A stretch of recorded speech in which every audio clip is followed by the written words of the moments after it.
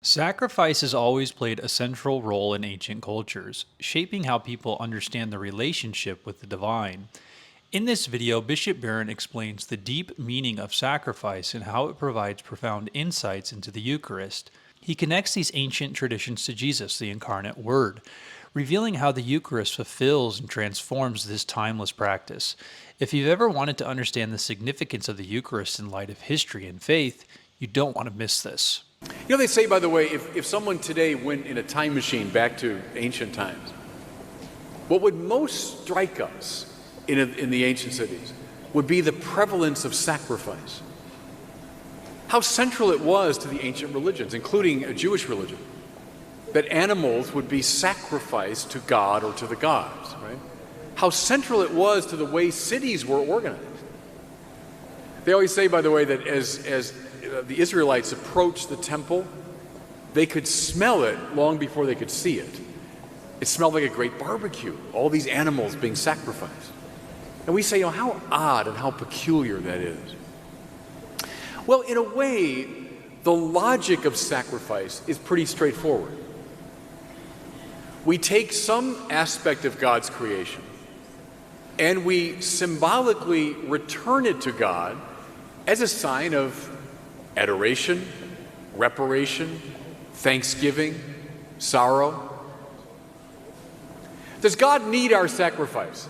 No. It's an extremely important point theologically. We're not dealing with Greek and Roman gods, right, who are hungry and thirsty for our sacrifice. Sacrifice to me or I'll get angry with you. That's all mythology. That's not the biblical view.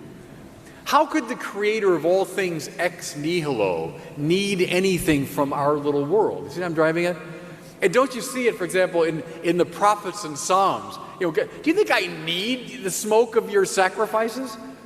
It's not a question of God needing it.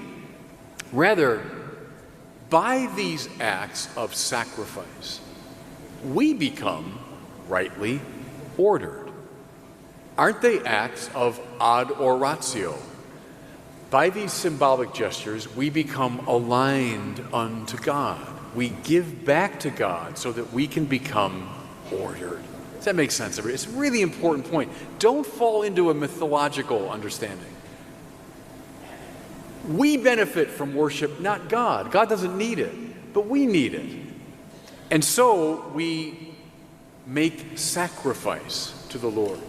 Bishop Barron's discussion of sacrifice in the Eucharist naturally brings us to Jesus, the incarnate Word, who doesn't simply fulfill ancient traditions, he transforms them. In Jesus, the disorder of sin and brokenness that permeates this world is replaced with divine order and harmony, as John 1:3 reminds us. Through him all things were made. And in his coming, the Creator steps into his creation to restore what was lost. The incarnation is not just a fulfillment, but a reordering, making all things new. Note Revelation 21:5. Jesus' perfect sacrifice establishes a new and eternal covenant, not merely renewing human attempts to reach God, but ushering in a new creation where heaven and earth are united in him. Through this, Jesus doesn't just heal the world, he redefines it, grounding it in the eternal truth of his love. Jesus is the Word made flesh. The Word by which God makes the universe now becomes flesh, so that what Jesus says is. Little girl, get up. Talita kumi. And she got up. Lazarus, come out. And by God, he came out. My son, your sins are forgiven. And by that very act, his sins are forgiven. What Jesus says is, now, the night before he died, Jesus takes this Passover bread and pronounces, "This is my body." Over the Passover cup, "This is the chalice of my blood." Look, we can engage in little symbolic activities. I could take my picture of the Beatles and say, let's have a gathering of the Beatles Society, and that picture will symbolize our love for the Beatles. Well, great. We can all do that. If that's all we're talking about, who cares? No, what Jesus says is. That's why we speak of his real, true, and substantial presence in the Eucharist. Next time you're at Mass, notice something. That when the priest is doing the so-called institution narrative, describing what happened the night before Jesus died, he begins in the third person, right? Jesus took bread and blessed it and broke it and gave it to his disciples. So he's telling you in the third person a story. But then, a very important moment, he then switches to the first person. Gave it to his disciples, saying, "Take this, all of you, and eat of it, for this is my body." At that moment, the priest is most fully in persona Christi Capitis, in the person of Christ the head, speaking not his own puny words, but the words of Christ himself, which have this transformative power. And that's why we speak of this transubstantiation. Now, look, head and members knitted together, turned now toward the Father to offer this great act of adoring sacrifice. What do we give the Father now? Not just symbols gathered from our ordinary earth, but now we can present to the Father the Son. And all of us united to Christ the head.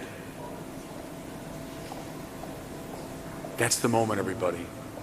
That's the moment of supreme adoration.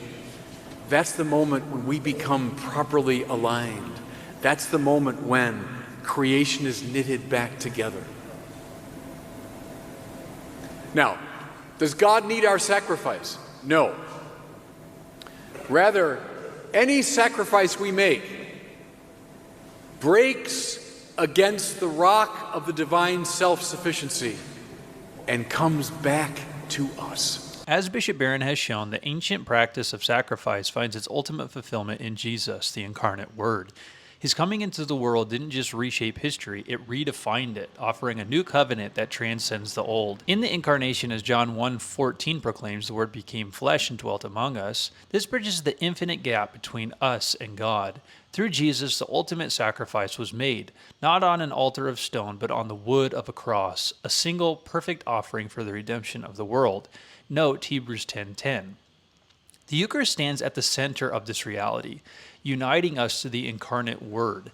St. Augustine beautifully reflects on this in his Confessions when he says, "You called and cried out aloud and shattered my deafness. You were radiant and resplendent. You put to flight my blindness. You were fragrant, and I drew in my breath and now pant after you."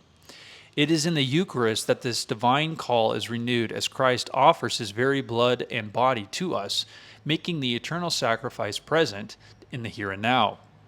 The Incarnation doesn't just echo through history, it transforms it. Augustine again captures this truth in The City of God, where he writes, "There is no greater gift than this, that God should become man, so that man might be lifted up to God." Jesus' entry into history redefined our understanding of time, eternity, and salvation, grounding all of history in the redemptive act of God becoming one of us. As we reflect on the Incarnation and the gift of the Eucharist, we are reminded that this mystery is not just a moment in the past. It's a living reality, present and active in our lives today. Let this truth deepen your faith, draw you closer to Christ, and inspire you to live in the light of his love. Thank you for watching, and may God bless your journey. Remember that Christianity is Christ, and without Christ, there is no Christianity. I'll see you in the next one. Peace.